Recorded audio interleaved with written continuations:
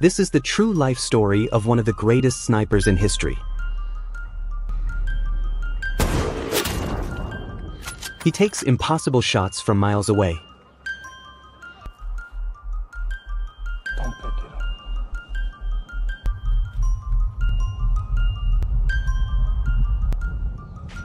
Streets are crawling. Hold your fire. However, he soon becomes haunted by a rival sniper.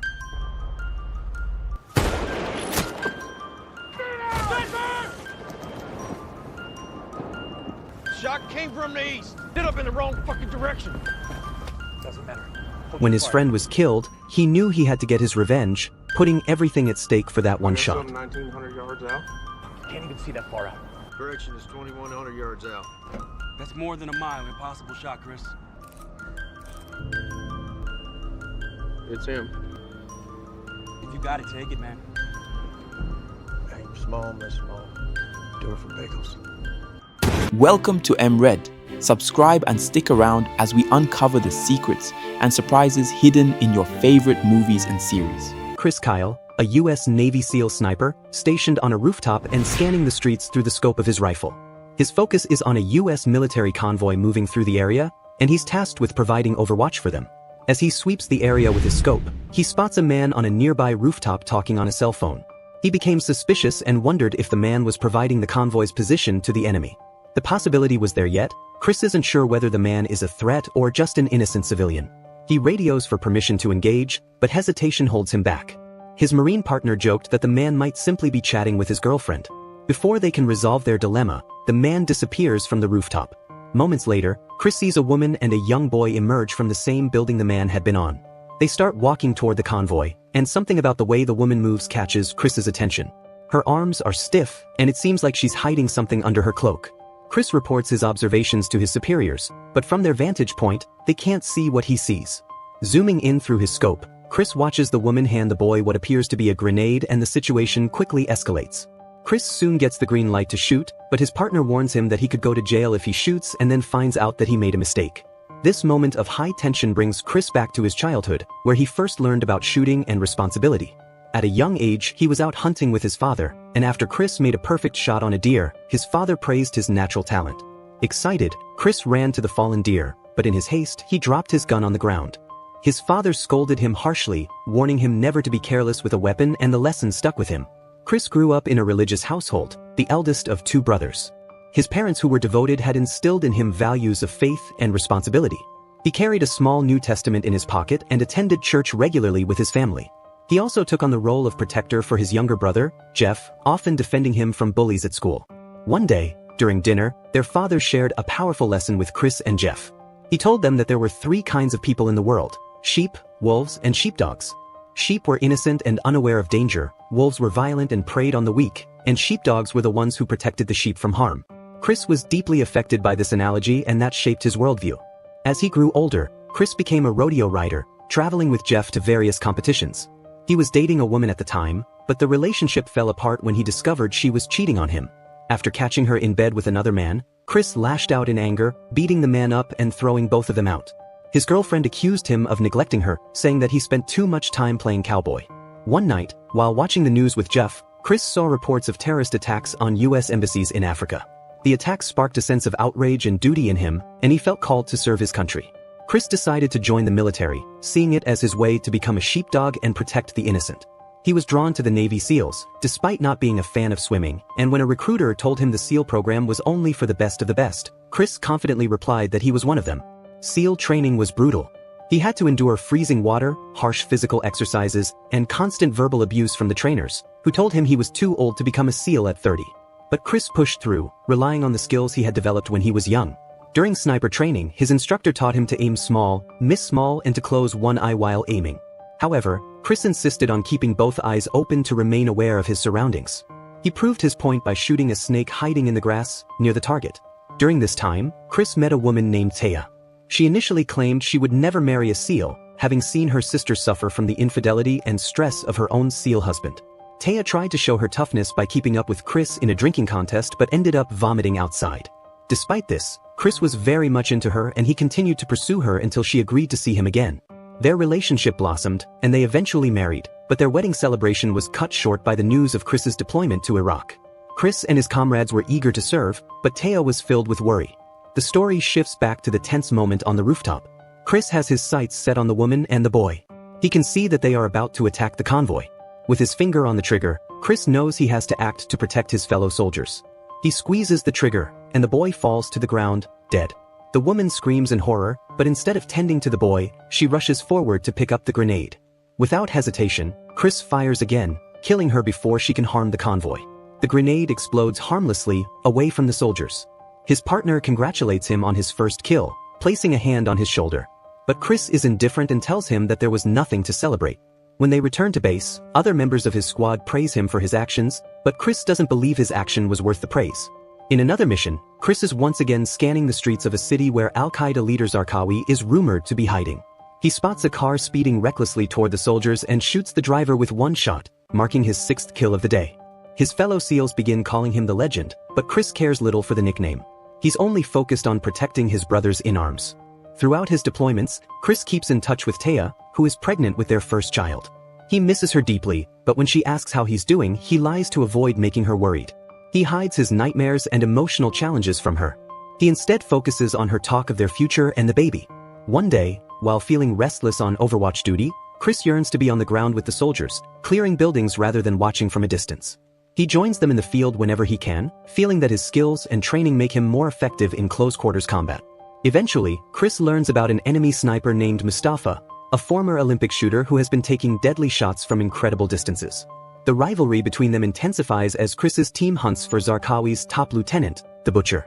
But Mustafa remains elusive.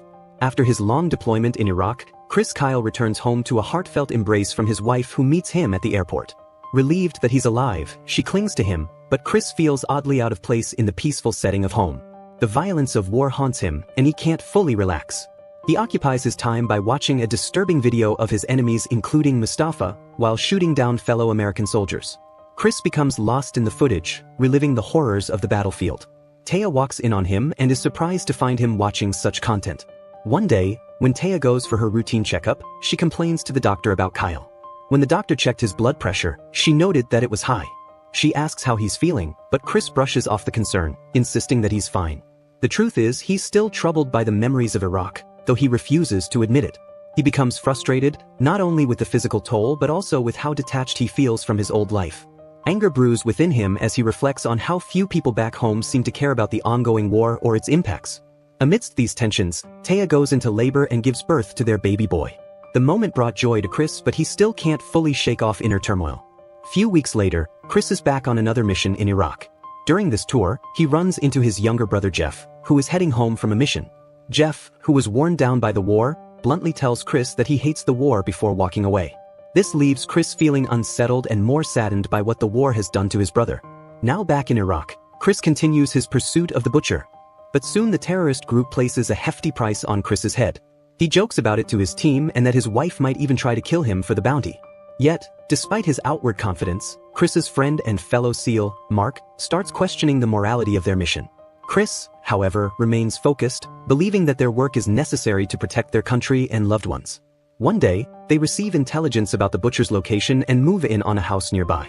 The father of the family living there claims to know nothing about the terrorists, but Chris notices something suspicious about him, particularly his rough, calloused elbows, a trait common among snipers who spend hours lying on the ground. Trusting his instincts, Chris pretends to go to the bathroom but secretly searches the house. He discovers a hidden stash of weapons under a floorboard. Chris then confronts the father and forces him to knock on the door of the target building while the SEALs lay in wait. The plan quickly goes haywire when a sniper shoots the guard, and the father grabs the dead man's gun, opening fire on the SEALs. The team takes him out and storms the building, but once again, the Butcher has slipped away through a secret tunnel. Back home after another deployment, Chris continues to struggle to adjust to civilian life. One day, he meets a young Marine who recognizes him from a past mission and praises him for saving his life. The Marine invites Chris to visit the veterans at the VA hospital, and he goes on to tell Chris' son that his dad is a hero. Though the encounter ought to be a compliment, Chris feels uncomfortable with the praise, still unsure of how to cope with life away from the battlefield. The transition back into civilian life is tough. Kyle is hypervigilant, startled by loud noises, and tense around everyday activities. He feels distant from his wife and children. Though Taya gives birth to their second child, Chris finds it difficult to connect with her or even his newborn. One day, he grows frustrated when a nurse doesn't attend to his crying baby immediately, and Taya confronts him about his increasing distance. She accuses him of missing out on their children's lives and leaving her to handle everything alone. However, Chris insists he's doing his duty by protecting them and their country. On another deployment, one of Chris's fellow SEALs, Biggles, proudly shows him an engagement ring he purchased for his girlfriend.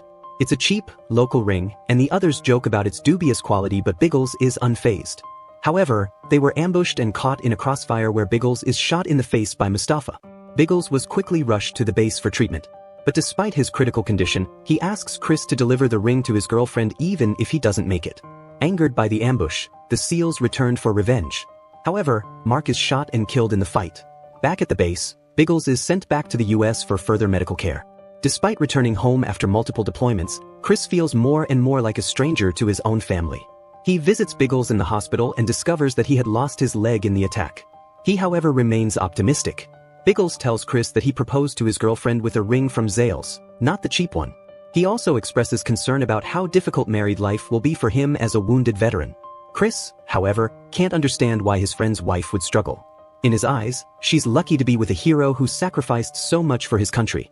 But Chris can't resist the call of duty. He feels a constant pull to return to the war, despite Taya's pleas for him to stay home and be with their family. Their arguments escalate, with Taya accusing him of having a death wish. She threatens to leave him if he deploys again. Despite the tension, Chris is unable to stay away from the battlefield and deploys for his fourth tour. While in Iraq, Chris attempts to call Taya, but the connection fails. Shortly afterward, he receives devastating news. Biggles has died from complications during surgery. Overcome with grief and anger, Chris finds himself once again on a rooftop, providing sniper cover for his team. He spots a man on the street below with a grenade launcher and takes him out with a single shot. As he watches, a young boy runs toward the body and reaches for the weapon. Chris's heart races. He doesn't want to shoot a child, but he will if necessary. After struggling for a moment, the boy abandons the launcher and runs away, leaving Chris to breathe a sigh of relief. Chris and his team continue their mission, now focused on eliminating Mustafa. After careful planning for their next mission, Chris manages to spot Mustafa's position over 2,000 yards away. Though the distance is great and the risks high, Chris feels confident. Ignoring his team leader's warnings, he takes the shot. The bullet soars through the air, hitting Mustafa in the head and killing him instantly. Chris calls Taya afterward, telling her that he loves her and that he's ready to come home.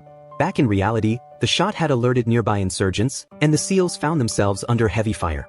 With backup delayed and a sandstorm approaching, the situation becomes very dangerous.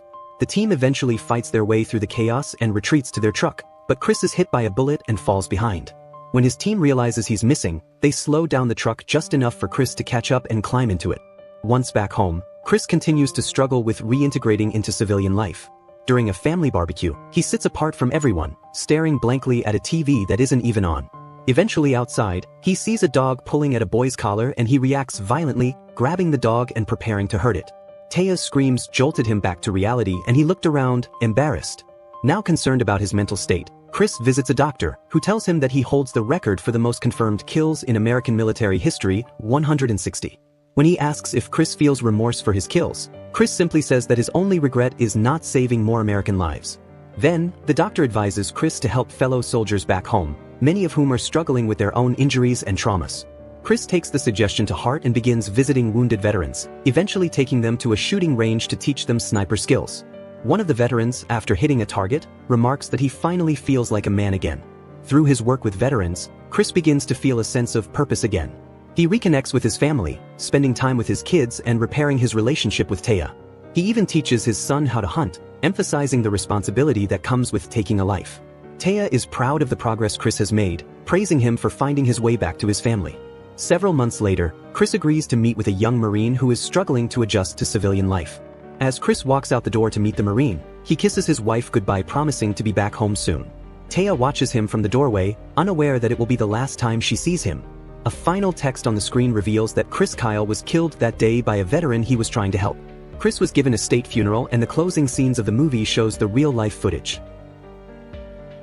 If you enjoyed this video and would want to see more recaps like these, subscribe to the channel and like this video. Until next time.